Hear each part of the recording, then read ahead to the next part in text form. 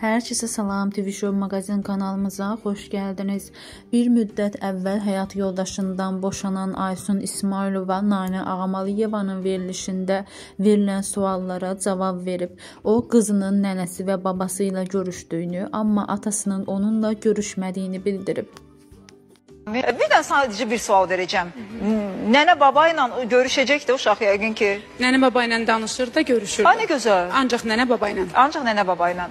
Ata ilə yox. İstəsə görüşər, amma görüşmür. Aydındır. Atası da anası da özüməm. Hatta. Bir məqam var ki, bir dənə bir şey var. Mən şəxsi həyat özəldir də, bu çox özəldir və sən də hər dəfə bezdirmək, bu mövzu ilə bağlı danışmaq. Mən ümumiyyətlə ilk dəfə də danışıram bu haqda. Sadəcə olaraq qonağımızsan indi deyirəm buna. Bu küskünlük mü var sənə qarşı danışmır uşaqla, yoxsa nədir axı səbəb? Axı uşaq başqa bir mövzudur. Nə qədər küskünlükdə olsa övladdır, amma nə zaman istəsə övladını görə bilər.